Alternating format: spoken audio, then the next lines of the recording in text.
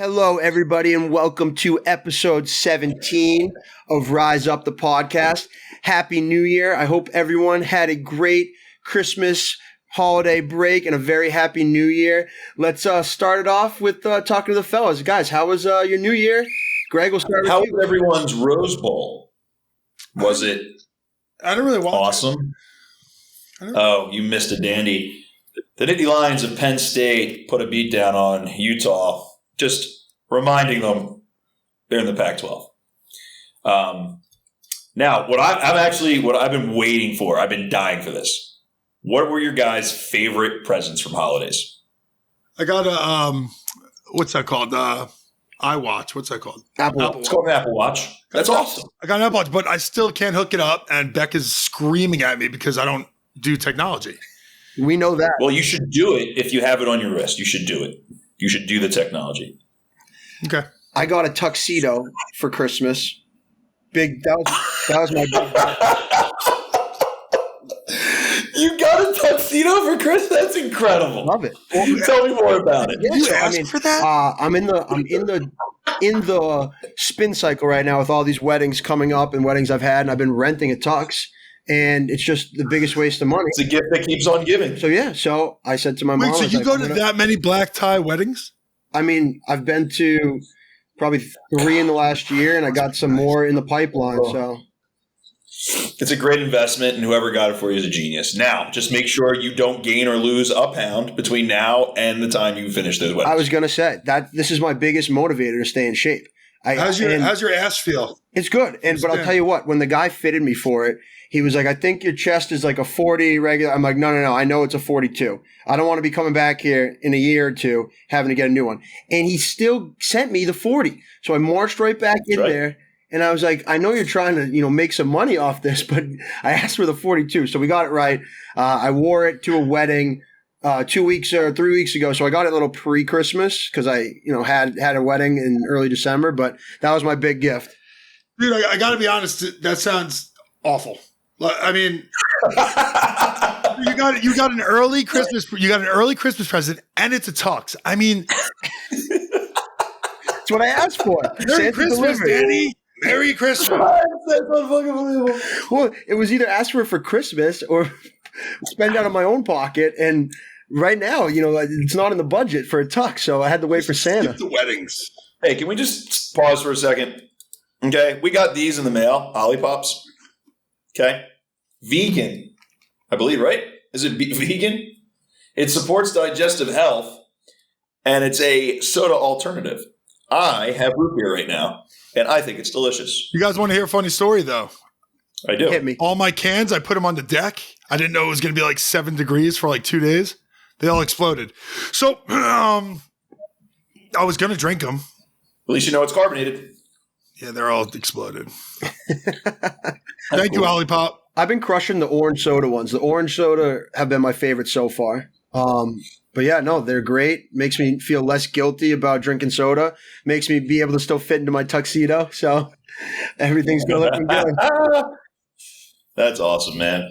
I got for Christmas, my wife got me these shoes that I got to shout out because they're goddamn unbelievable. So these are LL Bean. They're insulated, slip-on shoes, and they are a delight. A delight. Those look like cold as hell in this garage right now. Not worried at all. Those look like Marty McFly's shoes. Oh, the self. Isn't it? Yo, let's talk about Back to the Future just for a second. Sure. How much were we lied to in that movie? The only thing they got right was like Florida was in the World Series. But like Back to the Future 2, we had flying cars. Dude, we can't even agree on a type of fuel in our society right now, let alone flying cars. But I'll tell you what they did come through with. That 3D shark. Yes. And Nike made those shoes. Nike made the shoes.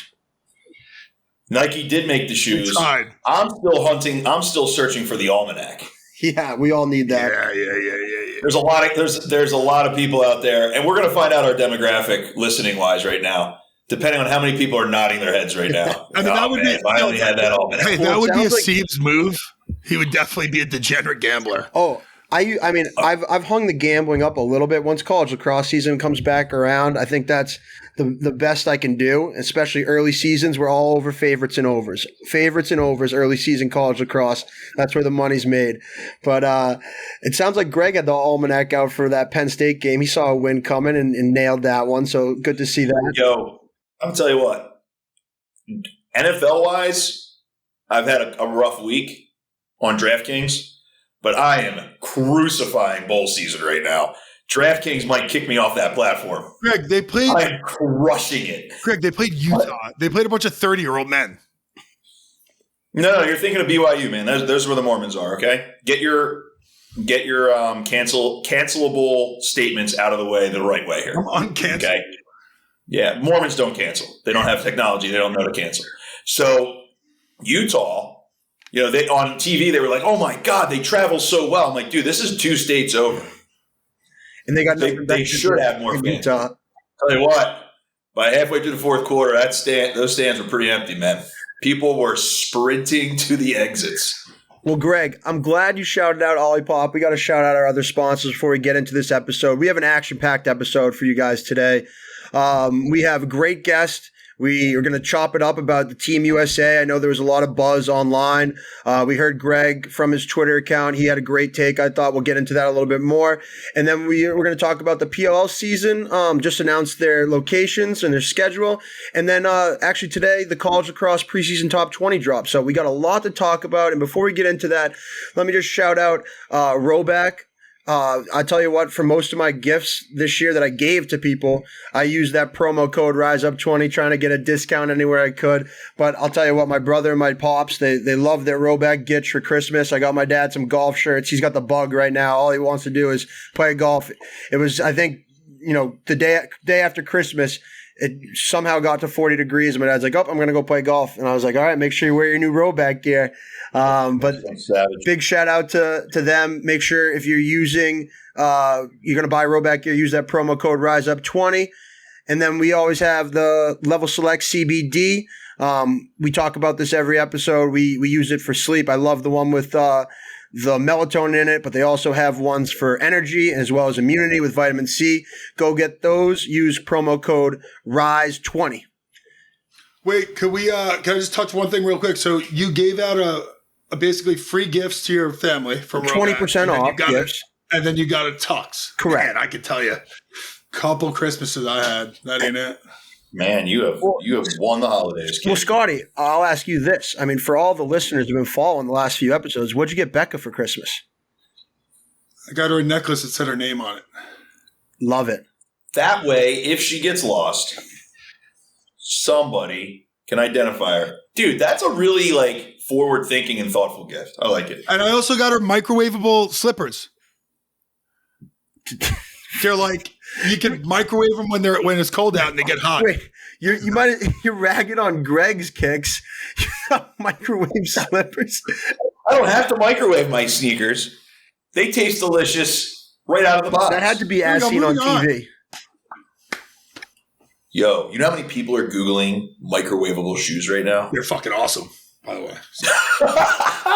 Maybe they'll be a sponsor. Hello, everybody, and welcome to the podcast. Angie and Emily, we're so excited to have you guys on. Some big news coming out of the women's lacrosse world. We're excited to have you guys on to chop it up about it. Without further ado, welcome to the pod. Yeah, thanks for having us. Thank you so much. So, Angie, tell us about the league that you are trying to build. Where did it come from? Where are you at right now, and what's the long-term plan here? This league, I guess we can call it that. We don't really know what to call it at the moment. We'll be completely transparent. It's called By the Pros Lacrosse Series, but people have just been referring to it as a league, so that's just what we're going to go with right now. But it's been in the works for probably about a year. Really, the idea behind it was actually a little kid came up to me and was like, "How do you become a pro?" And I couldn't answer that question. So I'm like, all right, cool, there's a problem. So let's try and find some type of solution. Do we have that solution yet? No. We still have to get it really just off the ground. But that was kind of the point in my head. I was like, there's not just 56 players out here that can play at the top level. There's a lot of people overlooked. There's a lot of people that want to continue playing. There's just a lot of lacrosse that needs to be happening. We need to be playing in front of kids. We need to be engaging with these fans. We also need to build our own brand, which is not even a thing right now. So it's like, how can I make it cool to be a professional women's lacrosse player? Because it's not cool. So how can I make it cool? And that's kind of where the idea kind of came from. And I was like, okay, what is, like, as a professional athlete, like, what do you want? What do you need? Like, what do we need to do? And obviously playing is one of them. So originally it was me and Kayla Wood on it, a couple other pros. And then I got in contact with Hawryscchuk, and then we just kind of chopped it up, and we're like, okay, we had one event company to make our own tournament. That was the original idea, was to have a game revolved around a youth tournament. So it's like automatic fans, automatic engagement, have like the sickest vendor village ever, make it a party, like do the whole entire thing, like make it a good time, watch some lacrosse, coach some kids, and build a brand. And that actually like just fell through. We're not tournament people. And two, that was like a whole new world that like we didn't really understand what we were getting ourselves into. We had to make a quick pivot. So we got in contact with Corrigan literally within like 4 to 8 hours of our event falling through. We're like, we need to do something. We have 24 pros on board. We have all these girls like ready to like play. We're giving people some pro cards for the first time. We had people who were pro and didn't get a chance to play pro again. Like a lot of reputations were on the line, and we didn't want to like scramble in front of them. We're like, oh crap, we don't have anything for you guys. So we called Corrigan, kind of cold called them, and we pitched them the idea of like what we're trying to do, and they just ate it all up. They're like, yep, totally down, all about it. 4 weeks later, we're playing at their tournament. There was like 120 teams. We did a clinic with like 120 players. We had a booth. We had a raffle. We had an auction. We had a game. It was freaking sick. It was televised or broadcasted, whatever the stream, whatever the word is. But it's cool. It had the score and the points and the replays and the whole thing. I was like, wow, this looks absolutely legit. So that is like the more of the story, long-winded, but that's how it came about. That's how it ended. It's kind of just the beginning. We're kind of a victim of our success at the moment, and we're like, wow, this actually worked. Like, I don't think anybody thought it was going to work, and it freaking worked. So now, yeah. You know, you're like one of two people that could experience this stress of Rabel being one of them, how to run a league and then play. And then you, right? Like, so how did that feel? Like to be able to turn that off, all the logistical stuff, and then try to like perform at a high level. How hard was that? No, it was rough. I'm not gonna lie, it was freaking rough. But I did my best to surround myself with my people and my support group, and like people were literally in charge of me that day. So that they're doing game day, like Olivia Ferrucci and Kayla Wood. She's like, this girl's going home. You're running the tent. We're putting her to bed. And then we're going to go play a game later. So everyone was kind of looking out for each other. But I will say it was super tough to switch it on and off. It took me a little bit in the game to be like, shit, I'm playing. Okay. Like, you know, like we're playing balls really fast. Let me freaking focus. But it was hard to focus at the beginning, but yeah, it got better towards the end.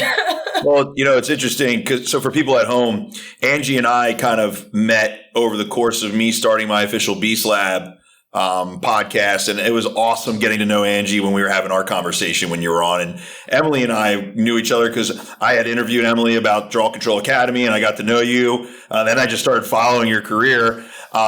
So two people that are very talented, very successful, but also very like grounded and intelligent. Emily, where do you see, like, what's like the long-term vision for what you guys want to do with this tour? Yeah, I think we're looking at the short term for right now and looking at what's next and taking it, you know, day by day in a way. However, I think that this is something that could be extremely successful. I think just given the feedback that we've received from the first event, which, yes, Angie had this idea close to a year ago, but as far as putting all the pieces together after the first event fell through, we put it together pretty quick, and the turnout of it was really amazing.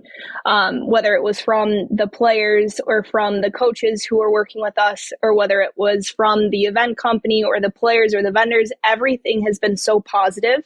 So it's something where as long as we put work into it and invest into it and believe in it in the way that we do and all of the pros playing in by the pros do, I think long term it could be something that could be very big. It could be something that it is something where a little girl can say, I want to be a pro for by the pro one day, because all that they're doing is so amazing with the direct fan player engagement.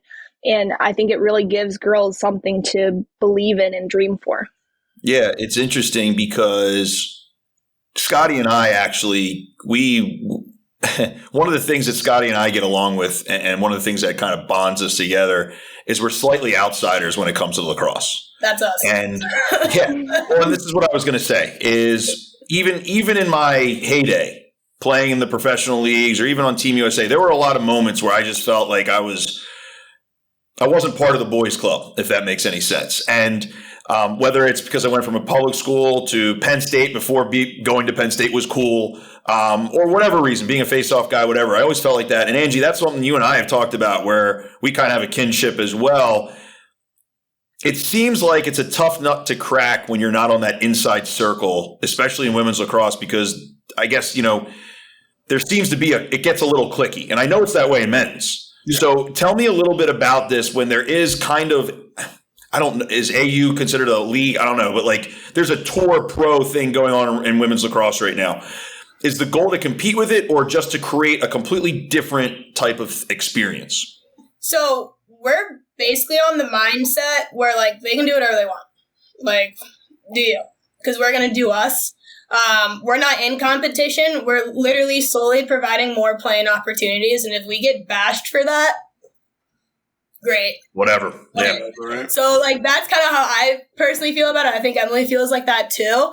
We didn't pressure anybody to do anything. We didn't even mention the other league, like nothing. We're like, hey, this is what we're doing. And these are things we're doing. This is how we run things. We have teams. We have coaches. We do things differently. You have to talk to your fans. That's a requirement. Like, there's just how we run things is just different. So I don't even want to compare it because there's nothing literally to compare. There's no cool. team. So as far as you're concerned, like somebody could play in the other league and be like, hey, can I come to a few of these? Can I be part of this? And you're like, awesome. Sick. More the merrier. Cool. But hey, Scotty, how much does this sound a little bit like LXM to you? It sounds like kind of the first traveling model. It was like a big, and that's what the first thing that came to my head was when Angie was explaining it to me. I mean, the difference was they had an events company backing them.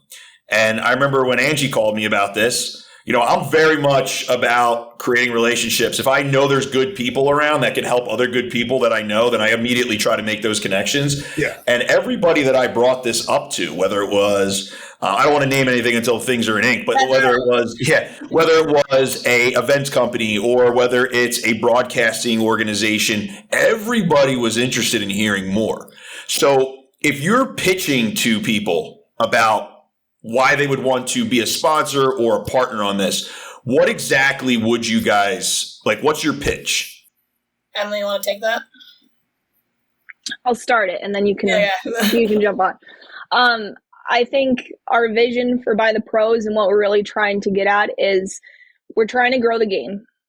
I think that's a huge part of it. And I think having a model where we are traveling and we are hitting different parts of the country, and the fact that we had our first event in Florida, which is a place that's absolutely, it's trying to boom with lacrosse. And the fact that we had so many young Florida girls sitting there at a professional lacrosse game, I think was a huge first step. I think, and Angie had said it earlier, we're trying to give more opportunities to play. So if we can set it up in a way where it's multiple events over the course of a year, we're now playing professional lacrosse year round in a way. And I think having that player fan engagement is really something that isn't mimicked many other places. So if we can be unique in our own way and having that unique part of being able to interact with the little girl literally standing on the other sideline, face to face, taking a picture, having a signature done, it's something where we're unique, and it's growing the game, and it's inspiring the little girl across from you, and it's giving her something to dream for all right there. So it's something where we're unique in that way, but it's also in a way where I think it's one of the most special ways you could be unique in. Yeah, I guess to piggyback off that from like a marketing standpoint, we're directly to the consumer. That's that. We're only playing in front of people, and we're playing in front of the people that buy your product. So that, like, from a business standpoint, our model is direct to the consumer.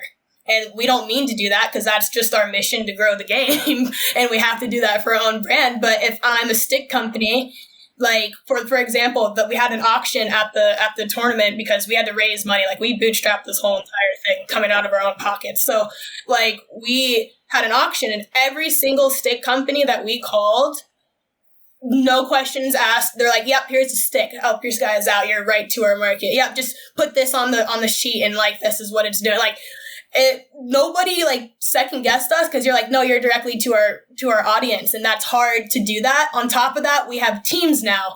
So like, are you interested in the league? Are you interested in a team? Are you interested in a player? Like, I don't know. We can kind of like play around with it now. So we don't necessarily have everything like concrete, but I think from the marketing standpoint, we hit the direct audience that everybody needs to be hitting anyway. Yeah. I mean, I'm trying to imagine a situation where you're a player, you graduate college, you go get to play in a league that says, I don't know, maybe it's 18 different events a year that you're playing in, and you're getting paid for that. While you're at those events, you're coaching and you get paid for that. And then in the meantime, in order to kind of, make money to build this league, you're doing camps throughout the entire year. So there's a lot of money-making opportunities there, and that's not counting the endorsement opportunities that if an STX or another company wants to come in and say, look, we're absolutely going to partner with you, there's a lot of branding potential there and opportunity. I think where LXM kind of fell through was talent-wise, there was a massive difference between the two leagues. They had a couple names, right? They had Peter Baum, they had Kyle Harrison, but they didn't have anywhere near. Like, I remember one of my friends was like, yeah, I was at one of these LXM, and they were literally like Utah college players were playing on half the roster to try to fill it. That was the mistake. I feel like there is an unbelievable amount of equal level, pro level women's lacrosse players that could fill these rosters for you guys. I mean, there's a lot of people who have pro titles that just don't play right now. So like what is a pro? That's the question. What's a pro? So I have a quick question for you too. And I think we touched on it a little bit, but Greg brought up the Athletes Unlimited League. And I think anyone who watched the Fate of the Sport documentary, Greg and Scotty lived through it, making that jump from the MLL to the PLL. Have you guys felt any pushback from Athletes Unlimited?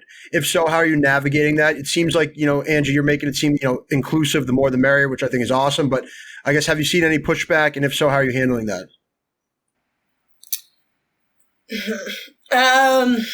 Yeah, good question. I've got to think this one through. Scotty's over there. Yeah. I don't know if pushback's the word I would use. I would say, to comment on Greg's standpoint, we are the outcast.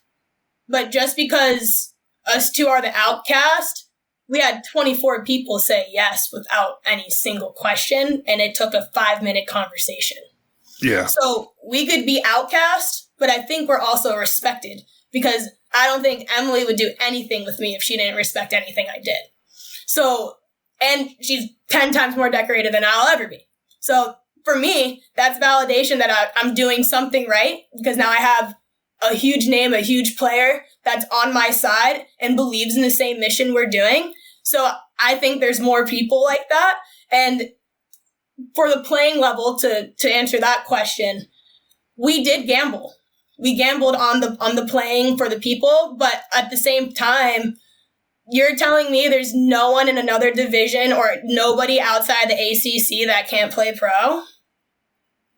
We have international players playing against the top of the top of the top and scoring.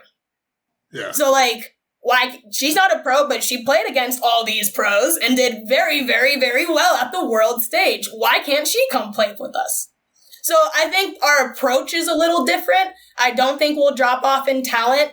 A lot of pros did say yes, but I will say the word, instead of pushback, I would say controversial, because we're not the ones putting pressure on anybody.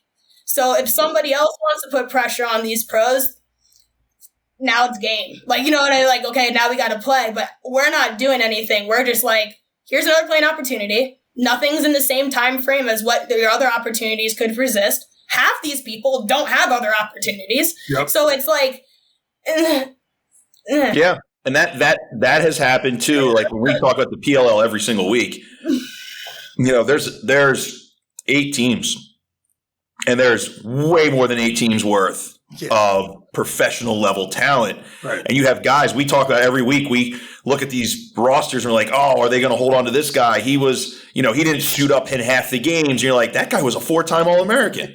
So, you know, same type of thing. And I think that you guys are approaching it the right way. Here's my question, because in order to differentiate yourself, right, the MLL came out with a professional level thing in 2001. And everyone's like, oh, professional lacrosse. And they're like, yeah, but it's also going to be faster. There's going to be shot clock. Ooh, 2-point line. Oh. So, like, are you guys going to – or have you discussed doing anything rules-wise to maybe make – because I think the opportunity to attack the mainstream – just a casual sports fan, I feel like whoever grabs that casual sports fan audience wins, right? So, like, have you thought of anything that might make somebody who's flipping through the channel stop and go, whoa, what's this? Like, rules-wise. Yeah, aggression was, like, number one. So it was funny. So the refs we had at our game have never reffed a professional game in their life, and they're, like, all Florida D2 refs. Like, it was awesome. I'm like, all right, just like home. But they came to us, and they're super nervous about reffing the game because they've heard horror stories from other pro experiences of players just ripping them a new one for calling the wrong call. So we had like a little ref meeting. I was like, just don't blow the whistle. Like you won't get yelled at. That's pretty like, I don't know what more you want me to say. Like, don't blow the freaking whistle. Like, it's pretty point simple. So same thing with like jewelry. They're like, can they have jewelry? I'm like, I don't know. They all signed contracts, but we're not liable for anything. And Miles Jones is wearing a chain, so I don't know why we can't wear a freaking necklace. And then just like little things like that. We have the 2-pointer. We got to make it a smaller field.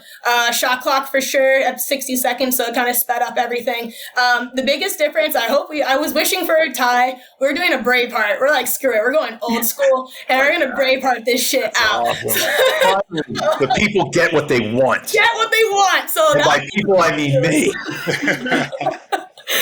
All right, finally some sense. Yeah, like I was like, let's get this done and over with. I love that. Have you guys discussed any, like when you talk about aggression and stuff? I mean, if you're going to call it a little bit looser, then have you discussed pads or helmets or any of that stuff? So we are discussing rules first. We didn't really have set rules. We just had like the generic like line, but like there was no testing. Like, you know what I mean? Like we didn't scrimmage or anything. So like that was the test. But after that, the ref association was like, hey, can we get some rules in here so we can actually like teach our reps like what to be good reps in your thing? And I was like, yeah, number one is definitely safety. But for our game at the professional level, there's no 3 seconds and there's no shooting space, which from a goalie standpoint, I like be in control of your freaking shot. Like, I don't know what to tell you. So, like, I don't need to sit here and get, like, roasted on 8 meters the whole entire game.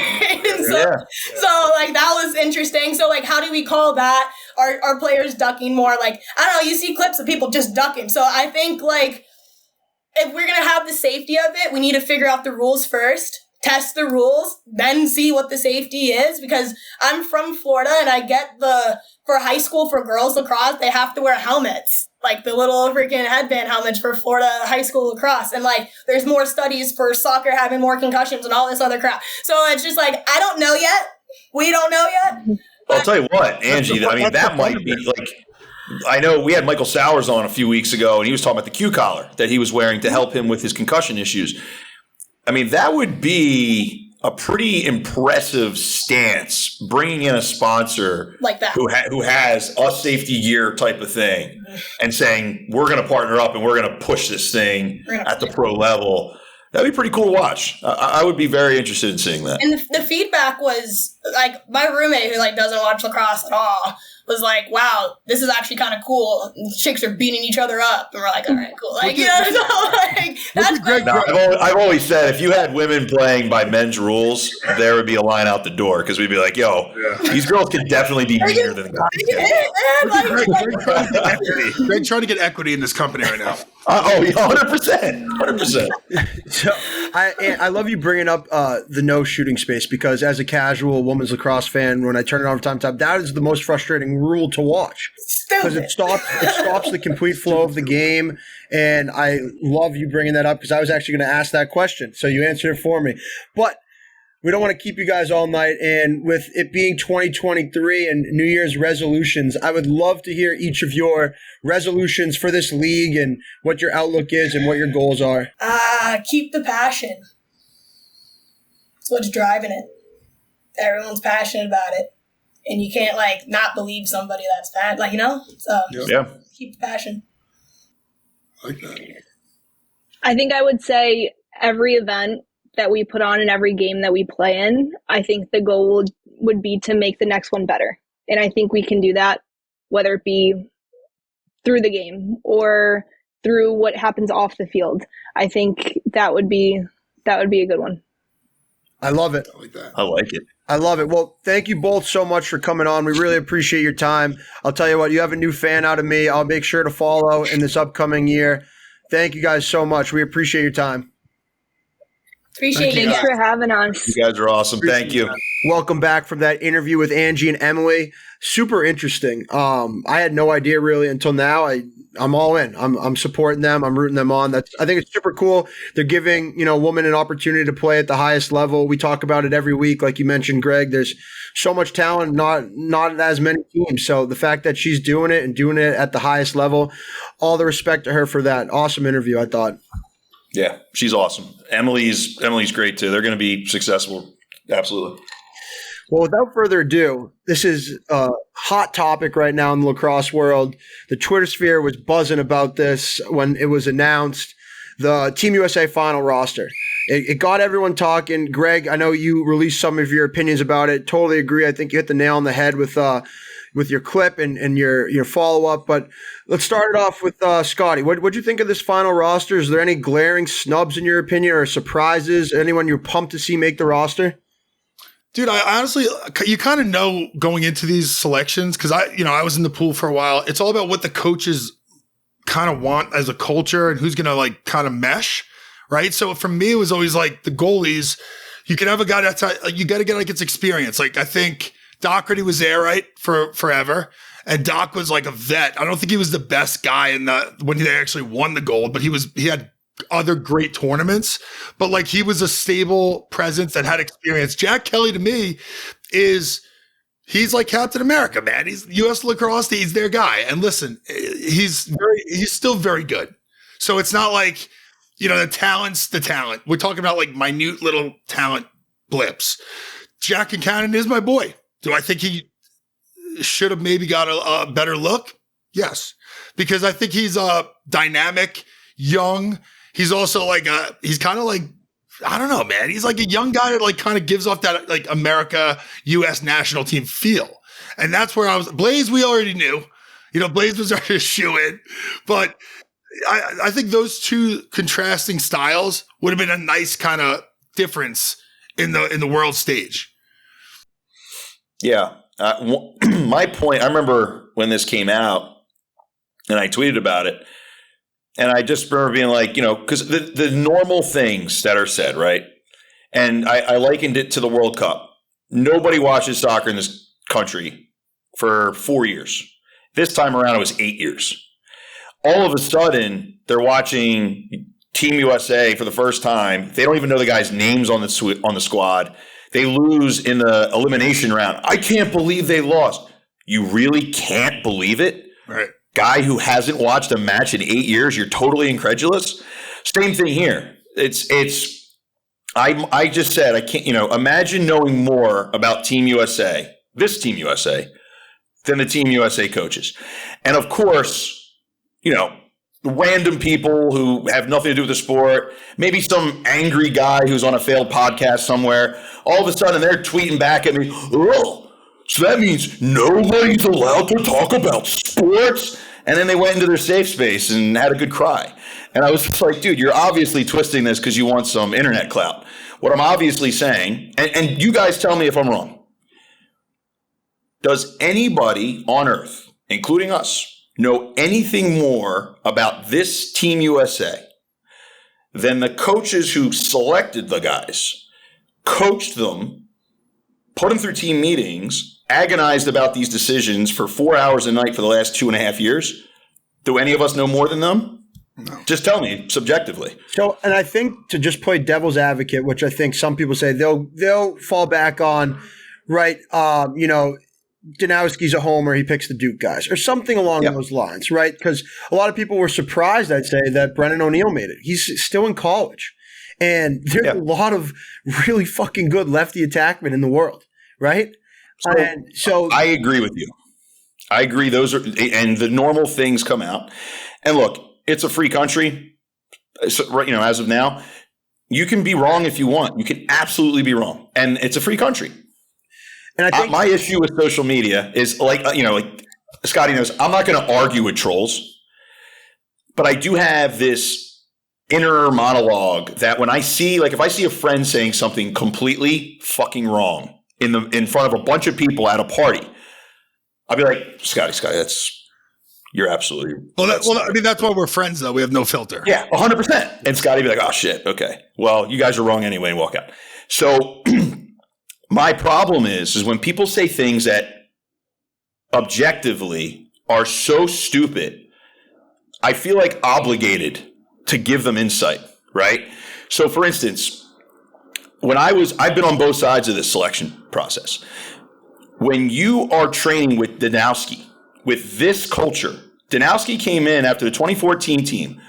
We were an all-star team in 2014. We had the very best at every position in the entire world, and we lost in the gold medal game. We didn't lose. We were embarrassed. After that, it was deemed by Danowski and his group, the reason they were selected, we're going to create a culture. There's no culture with Team USA lacrosse, right? It was every 4 years, 100 guys show up to a field at Goucher College and beat the shit out of each other for 4 days, and then you make a decision. Well, isn't that kind of funny how it's like that for the men's side? But when we talk to Taylor Cummings, she's talking about all the women's team is culture. They were the model. Right. Yes. Right. Dino will tell you that was the model. That and USA Soccer was the reason Canada has a massive advantage. One, and this is going to give me my checklist of things that I saw that people were saying that were stupid, is one, I don't give a shit how many goals a guy had in PLL. Because the PLL couldn't possibly be more opposite than international rules. Oh, yeah. Completely freaking different games. So whatever you think you know about a player in the PLL, forget it. Because it has nothing to do with this. Then you have the other part where Dino's coming out and he's like, I want to create a culture where these guys can be together training as a training team for 4 years. 40-man training team. And then over the course of years, we will have a really good idea of who fits. And then as guys like myself retire and then new guys come in, we are able to kind of control what this thing is all about so that we don't have to teach it on the fly. That's what Canada had on us because Canada, they play indoor together. They play juniors together. They do everything. They play on edge. They played at the hill. Like they're together for years and their outdoor rules are international rules. So we had such a disadvantage. So people have to understand, this isn't a 4 tryouts and then I pick my Duke guys. By the way, there's less guys on this team from Duke than there were on the last one. True. The last one that won a gold medal and went undefeated in all play. Okay? Last time around, remember, Scotty? Dude, how are they going to win without a left-handed attackman? Right. It's not going to happen. Yeah. Oh, I'm sorry. Ryan Brown, you might know him. He's the best shooter in the world, and he took care of it. So what people have to understand, and it's always hard to understand it if you haven't played at a high level. And that's what I was saying. That's where people started throwing those other words against me. But it was when you're in this situation and you leave that room, you might be devastated. You might be so angry and believe that you should be on that team instead. but at least you know exactly what the team was going for. Yeah. Right? Like you said, I walk out of there and I'm Jack and Cannon.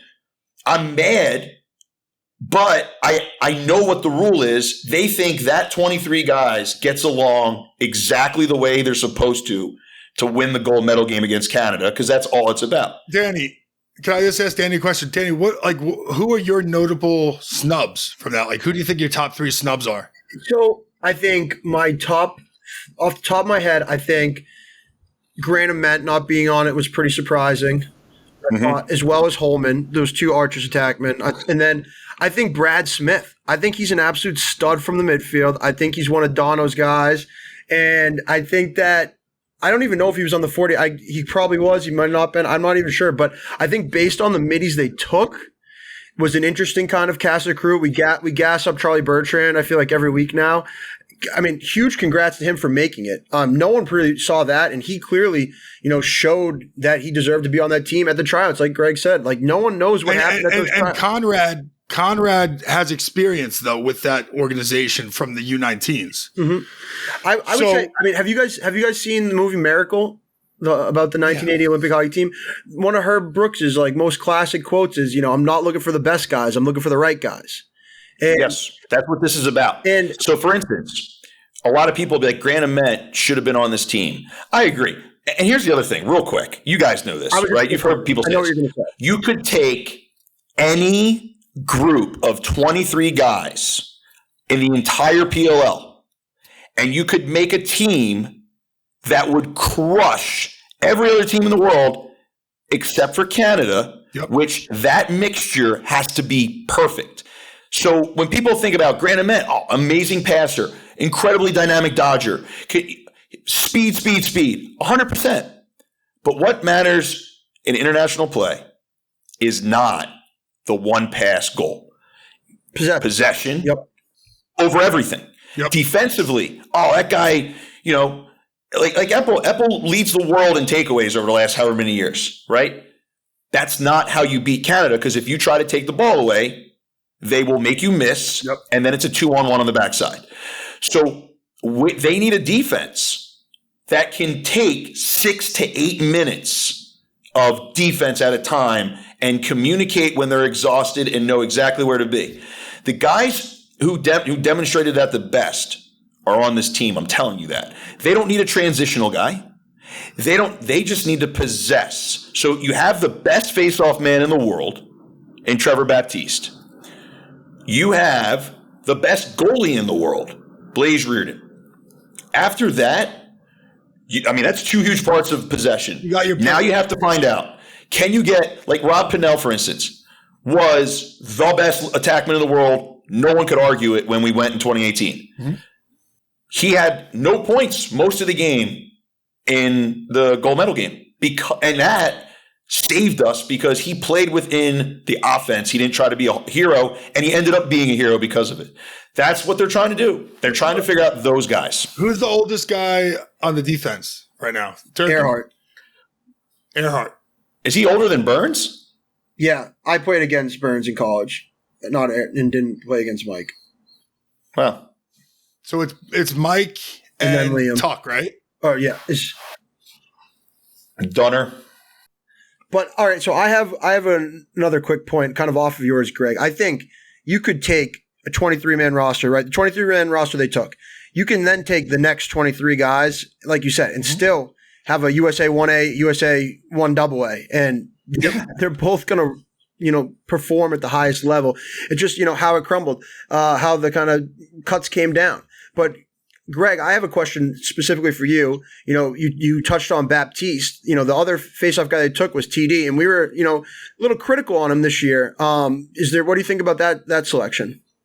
Look, being critical is part of our job, but TD Erlin was going to be TD Erlin would have to show up and forget how to face off right-handed for him to not be the second guy. TD had the best college. He was arguably one of the top 2 all-time right knee down face-off guys. Yeah. And he's young and he's really, really good. Now people be like, oh, but in the PLL, shut up. It has nothing to do with the PLL. In the PLL, you can't keep the ball in the back of your stick. In the PLL, there's a shot clock, and in the PLL, the wings are a yard closer on either side. So TD and Trevor are going to be the two guys that, and this is probably going to be, I mean, when it comes down to the Canadian game, we'll see. But I can see these guys taking, just like me and Trevor took in 2018, the exact same amount of reps. And if one of them is super hot, then the other guy's like, yo, we just take the rest of them. But you can't argue with those two because people say, oh, Nardella gives them better transition. That's great, but no one gives a shit in international play. No one cares if you have 2 goals off the faceoff, but Canada won 75% of the draws, and they had the ball the whole game because they'll hold it for a whole game. Mm-hmm. I think TD and Trevor absolutely give them the best opportunity to get those wins. Okay. Scotty, do you have any final takes on this? I know you're bummed your boy Jack, our boy, came on this pod. We're bummed that he got cut, but anyone else that really stood out to you? No, I mean, listen, I got to trust because I coached under Amplo, right? Like I coached with Joe and Marquette. I've seen him in Navy. I know he's like Dino's guy. You got to trust his personnel. Like those guys all have a certain kind of they're looking for something different. Right. Like, so if it was a different defensive coach, I'm sure it would be a different couple guys. But like right now, this is what it is. And this is what they're rolling the dice on success. And like I said, we could look like idiots at the end or we could look really good. Right. It's kind of like how it is. Like this could be a total shit show or it could be, wow, they beat the shit out of Canada. And that's kind of how it's going to go. But we have to see them play together. Totally. Dude, they're going to play against like the PLL All-Stars. What was the year that the MLL All-Stars? That was 2018. It was my first year out of college. The MLL All-Stars beat Team USA. Yeah, and Manny scored the OT winner. Right. And this is what's funny is people are like, oh, the ML, because usually it's mostly the guys who didn't make the team. Yeah. So it's always awkward, and the guys who made the team hate it. But we are literally being told to play international rules against guys who are playing PLL rules.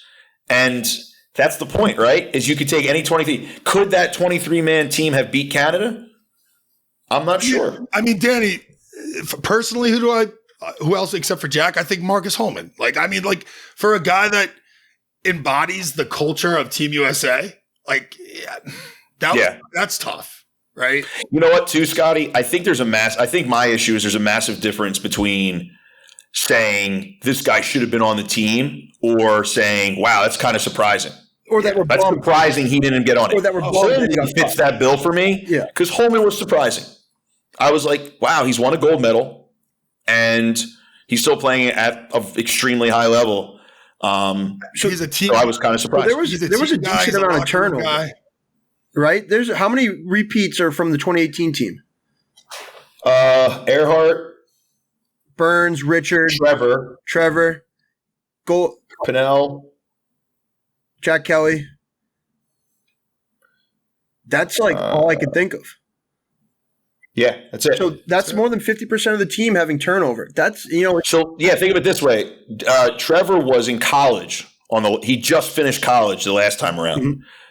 and now he's one of the older guys on the team. Life comes at you fast, man. Dude, I was the oldest guy on that team by a mile last time. Yeah, it happens fast. Guys, I think, we hit the nail on the head, though. Some great insights into the process from Greg and Scotty and some great breakdowns. For days. What'd you say? You could talk about this topic for hours. I know. Yeah. I know it. And I'm sure we'll touch upon it more when it gets closer this summer, but we're super excited. I'm super excited to follow along. It's always an exciting time for the lacrosse world getting together and showcasing, how other nations are, catching up to the U.S. And there's talent all over the world. So it's great to see. I'm excited for it to happen. But some other news that just came out recently, I know we have the Sixes tournament for the PLL coming up, but the season dates and locations were announced. Opening weekend is at Albany. I think that's the same as last year. They do the training camp up there. And then the championship's back in Philly. We had a blast there last year. Any locations that stick out to you guys? Some locations that might have you guys had a blast at in your playing days or anything stick out? I think Baltimore I think the best location they do is the Homewood one, right? I love that. That's Peter Barton, I bet, is going to be good Denver's too. Sweet. But Homewood, they always sell out. It's always a little bit bigger stadium. That's awesome. Some cool ones like, Charlotte, I think will be cool. Minneapolis, they play out at the Vikings facility, which is always cool. Dallas, they play at the Star, and Frisco, which is always sweet. So there's some great locations, for nightlife after the games. So is that the new Memorial Field that they're playing at in Charlotte where the Hounds used to play? Yeah.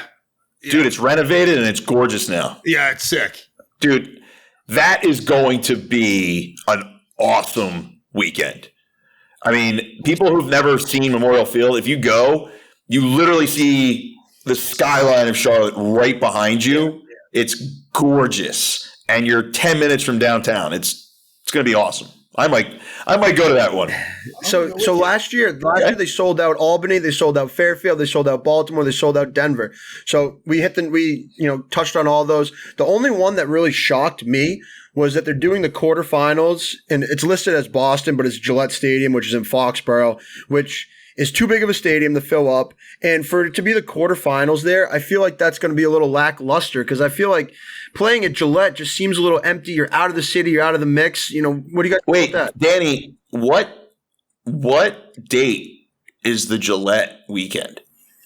I don't have the dates in front of me. I can look it up. It's the third to last weekend, so it's got to be August. You guys know why that Gillette Stadium one's still staying. It's Paul's relationship with Belichick. Oh, so here's what I was going to say. It's September 1 through 4 is the playoffs, the first round. So Gillette, quarterfinals. Gillette. Is that the first weekend of football season? It can't be. Can't be, dude. Why can't it be? Because the Patriots would be using Gillette. Oh, yeah, they only play home games. I forgot. My bad. I don't know. Good question. Yeah, it is a good question. It's a good Sibes. It's a good question. But, I think being native from Boston, it would be sweet if they had it at Alumni Stadium at BC. I agree with. Downtown Boston is where it needs to be. Totally. Yeah. I like it there. Downtown Boston's fun. Foxborough, they should go play at Harvard again. Harvard's still too big. Dude, I never want to go back. You can hear echo at Harvard Stadium during the Cannons games. Yeah, I hated that. That stadium was such a piece of shit. Okay, you don't agree, Scotty? You liked it at Harvard? I like the tradition there. I like the old vintage look. I don't know. Is there any city that you guys wish were on the location drops? Yes, I think Vegas would be a perfect place to play lacrosse. I think it's a great place to bring the entire league filled with Canadian and American lacrosse players in their mid-20s. And I don't think anything bad could possibly go wrong. Should we invite Gaudette and Stats back for that weekend? Or? Of course. Everybody's invited. That'd be perfect. I'm invited. I know that much. I've already been told. So, and I also think I'd like to see one go back to Orange County. I didn't even know there was an Orange County. Oh, so there's an Orange County in Southern California. I'm aware, but I didn't know Lacrosse. And the Western Conference of the MLL, Dragons would play the Riptide every year as like the last Riptide home game in Orange County. And it was an unbelievable experience. It was packed. That'd be a good one. I'd love to see Nashville. I'm surprised Nashville didn't pop up on this. It's East. Ooh, yeah, Nashville. You like that one, Scotty? I do like that one. I don't know. It's great to see the West Coast ones like Seattle, Salt Lake. I know that Minneapolis. I know they're growing the game. And they want to, get as many. Scottsdale would be a good one too. Yeah, but maybe they're keeping it away from those party destinations. Throw in Austin too, maybe. South Beach would be a great. Unbelievable. Dude, have it at SLS. Well, we know where everyone would go after the games. Greg, we're retired now, so. Yeah, I guess. Some other news out of the PLL, though, is Sean Quirk stepped down from the Cannons. There's 2 open coaching positions now, the Cannons and the Atlas. both kind of dipped out of there after that big blockbuster trade. We'll see who inherits that big Cannons Atlas Paul Rabel trade from the new Cannons coach. But we threw out some names a few weeks ago on who we thought would be the Atlas job, but now there's 2 openings. They're a little bit slow to announce. There's the championship series coming up, which I believe the assistants will be kind of commanding the roster for that. But these are 2 big jobs. Anyone else you could see in the mix now that there's 2 openings? I would bet my life savings on Petramala somehow getting in there. Interesting. Why do you think that? I just think that's always been a goal to get him involved. I know how much Paul respects him. I don't know, man. I can see it. Dude, that would be some damn good television. Yeah. I'm who I think would be a great head coach in the pros is who's the Albany head coach? Scotty Marr. Scotty Marr. Dude, I think Scotty Marr would be a phenomenal pro coach. Yeah, Mike. I think he's so easy to get along with. They love him up there. They love him. But don't you think it's hard for the college coaches to, commit and be. No, I agree with you. I think, it's interesting. I was thinking of other successful MLL coaches, like a BJ O'Hara. But Joe Spallina keeps popping up. I think I'd be surprised if he wasn't one of those. Yeah, I agree. Yeah, I think Spencer Ford, guys who have been professional coaches before. What's the guy's name that used to coach the Blaze down in Atlanta, LB3, Liam Banks?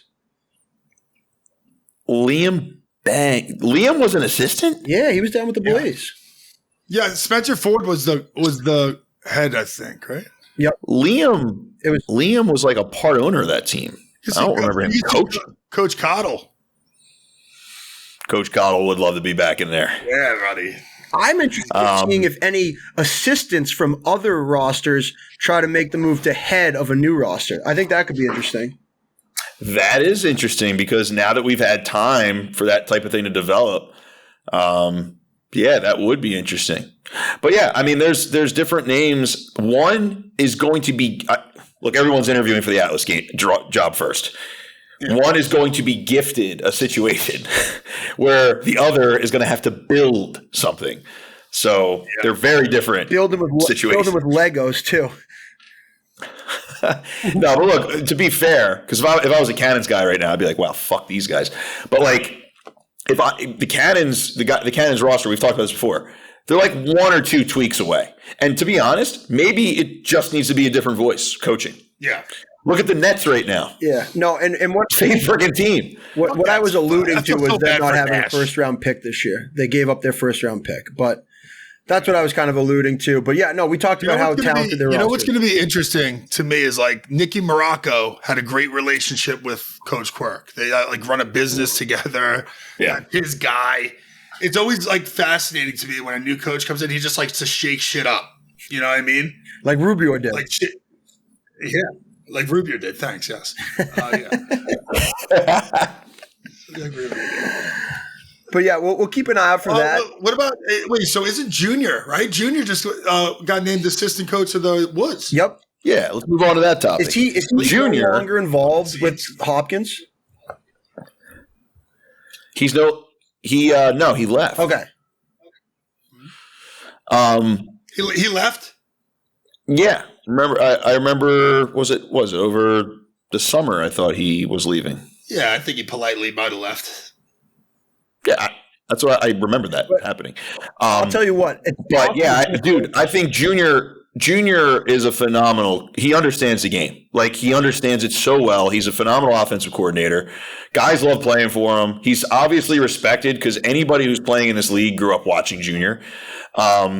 And I think it's a great hire for the Redwoods because they have all the talent in the world on offense. We were talking the draft preview. We're sitting here coming up with things that maybe they need to fill. They have everything they need. I think somebody giving them a structure that everybody respects, I think that could be the key for these guys. Well, I'll tell you what, in 2019, when the MLL and the PLL were coexisting, I'll say, Junior was player coach for the Outlaws. And it was hysterical. He'd draw plays up for himself, and if he was, winded, he'd tap himself out, and he'd have the clipboard with his helmet on, still drawing up plays for the guys out there. But all the guys on the Outlaws loved having him as a player coach. I was a teammate of his in Hamilton for like 3 to 4 years. And listen, that guy, he's loose for sure. Like he's a guy's guy. But what I'm telling you, when he locks in, dude, like you fucking listen. Like you're like, oh shit, he's pissed. It's June's. Dude, he's the most unstoppable force in our sport, hands down. The most dominant human being in our sport. Seems you want to talk about a guy that you need a bucket, get a bucket, give the ball to June. Totally. I'm going to wait to see if he's going to strap it up. Who's got a better chance of putting on a helmet? You go out there right now and get a Hattie. Yeah. Right now. Who has a better chance of putting a helmet on this season, Junior or Paul? Paul. Junior. Scott, what'd you say, Scotty? Paul. Yeah, you got to talk to the mic. We can't hear you. What'd you say? Paul. I believe Paul. Okay. I love that. I'm excited for both. He said Junior. Did you say Junior? Junior, 100%. How old is Junior now? Dude, he doesn't have an age anymore. He's animatronic. Yeah. Dude, remember when he hurt his knee and then all of a sudden, like, he went over to the Bayhawks and became 22 years old? Yeah, he just ass dodged everyone. Dude, him and Casey that year, they both, like, went to Siberia and found, like, the Fountain of Youth, came back, kicked the living shit out of all of us. Good old growth hormone. Siberia's lit. You take that back right now. I take it back. That's just me. Well, yeah, no, a lot of exciting stuff coming out of the PLL, the world of the PLL. We're going to keep you guys in touch for the championship series and any more news coming out. Still the off-season window, I think, closes down soon before the championship series, and then it's going to pick back up, and we will be your source for any and all news coming out of the PLL. And our last topic of the day is college. And we haven't been, too in tune with college since the beginning of the podcast. We started during the PLL season. We've been very PLL focused, but I'm super excited to get into the college game. The top 20 was just announced. Unfortunately, Greg and I's alma maters did not make the top 20 for preseason. Scotty's did. Notre Dame came in at 6. Is there anything you guys are super excited for this college season? I'll tell you what I am. It will be on the broadcast call for the Villanova's first game of the season against Penn State. So we got a little inner podcast, maybe bet going on. But guys, I'll turn it over to you. Anything you guys are pumped to see? So, I mean, listen, Maryland to me is just, man, they're like a powerhouse, right? I mean, the way they run their team, it's like it's a factory. I mean, the talent they have, the goalies they have coming in. I worked with the backup goalie for Maryland at a recent camp, and he was like unbelievable. They just have the talent, right? And that's kind of what happens when you start winning in these trends. But Notre Dame's due for something, man. I mean, like I said, talent, we're there now. Notre Dame's like there. So goaltending, that kid's unbelievable.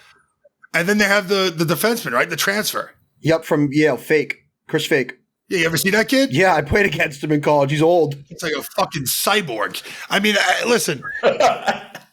Jesus, fuck. Listen, I think they have a good, they have a good defense like we always do. It's always going to come down to what? Kavanaugh, the youngest Kavanaugh is the 2 of them there still. Yeah. No, it'll come down to, I think this is the year for Notre Dame. Me too. And this is why I think they have every single position covered. The big thing that Notre Dame has never really had, stud face-off man to get you possessions, so you don't have to be that much better than the other team. Will Lynch coming into his second year, if he has continued to progress, because there were some holes in there, because look, he's a freshman, he was learning on the fly. If he makes the jump he should be making, then we're talking a guy who has the potential to be an all-ACC face-off man. And if Notre Dame has that, nighty-night. I mean, so it'll be interesting. Last year, they didn't make the tournament. I mean, that was the biggest snub. Them and Duke both didn't make the tournament. They took, 5 Ivy League teams? They took Harvard. Harvard's coming in at 15th preseason. I think a lot of people were upset during the quarterfinals when Harvard got shit stomped by Rutgers and Notre Dame. Hey, listen. So Jerry Byrne, I played for him, right? He has had this plan, I'm sure, the whole time with like peaking at the right moment when he's there. He's got the right guys his guys now finally, right? And they're going to play a certain brand. He knows he can't get some of those offensive ACC studs. I'm telling you right now, on the defensive end, they'll be just fine. At Harvard. He's unbelievable, bro. He's unbelievable. Yeah. But and to your point, Scotty, the preseason rankings, they put Virginia at 1 and Maryland at 2. Little disrespect. Where's Georgetown? Georgetown is at 3. Cornell's at 4. Princeton's at 5. Notre Dame 6. Duke 7. Yale 8. Penn 9. Rutgers 10. Watch Georgetown. I mean, yeah. Are you kidding me? This is pretty funny. So I was supposed to coach down in Florida over Christmas break, and my flight got canceled. And I went to rebook. Greg, you got canceled. No, I swear to God. Oh, man. Sorry, man. You don't think I wanted to go down to Florida and coach for 3 days, make some bucks, and come back with a sweet tan? Come on. Man. But so I was bored at home. I was already off of my job. So I hit this kid up who I know that works in Boston that runs this college lacrosse winter league. And I go, hey, if you need an extra guy, I'll come run with the college kids. Such a rat. I am a rat. And I show up, and I'll tell you, I played 2 days. I played Wednesday and Friday. Wednesday, I was fucking awful. I was awful. And these kids are running around. My lungs felt like I just smoked a full pack of cigs. But the Georgetown goalie, to get to my point, was out there. Holy shit. Thank God. Yeah.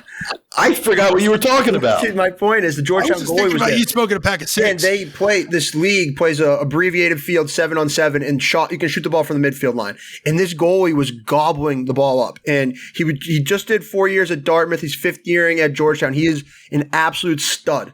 And I mean, that's just one. Dude, he played at Dartmouth. He probably saw 700 shots a game. Yeah, and now he's got a good defense in front of him. But they got man, that was a long. Yeah. We took the scenic route to that. I don't know what the fuck we were talking about, dude. Just to tell us the goalie's good. Holy crap! I had to gas myself up that I was running around with the college. Holy damn, Saj, take a night off. Yeah, that's take a break. Yeah, that's pretty awesome. Hey, yeah, it's awesome that he's good. Hey guys, Simon smokes a pack of cigarettes. No, I don't. Jesus Christ! So my prediction this year is I think Notre Dame can get over the hump. My other prediction is not so fast in the Big Ten. I have a feeling that Ohio State is going to put on a serious push this year. The one thing they're missing this year, which has been a strength of theirs for like 12 years, is faceoffs. So they took their big downgrade. Justin Anasio graduated. So that'll be the only thing I'll be interested in because Maryland will dominate possession in that particular matchup. But Ohio State almost won the transfer lottery this offseason. They added 3 All-Americans on defense. They're loaded. And they have a new stadium. So yeah, PLL location at the new stadium. Exactly. Yeah, good segue. What team I was pumped to see in the top 20, and the team that I love rooting for is Jacksonville. They got put at 18th. I think, Galloway has something figured out down there. They look like they're just having a blast when they're playing. I follow Jacksonville Lacrosse on Instagram. I'm following along with them. But good to see them getting love. They're going to play in a new conference this year. This year there's a bunch of conference realignment that's going to be interesting to see. So I think that's going to be in a good spot for them. Yeah, I love Galloway. And I think did wonders for him was there was always this hinkling amongst recruits, player parents, everybody in college that when Desko went, that's where Galloway was going to go. And it affected his recruiting because every kid that I coached that was interested was asking me that question. As soon as Gate got that job and Galloway had signed his extension, I feel like that opened the floodgates for recruiting for him. Yeah. And he's a hell of a coach. He's a hell of a man. There's no shock at all. I think, Scotty, we can all agree this is exactly what we thought was going to happen with Jacksonville when John got that job. Yeah, it was going to be a process, and eventually you just had to trust him, Yeah. All right, to wrap up the segment on college lacrosse, give me your way, way, way too far in advance. Just give me your championship game. I won't make you guys give me Final Four. Just give me your championship game and champion.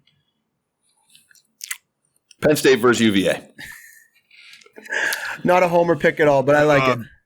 I think UVA might win.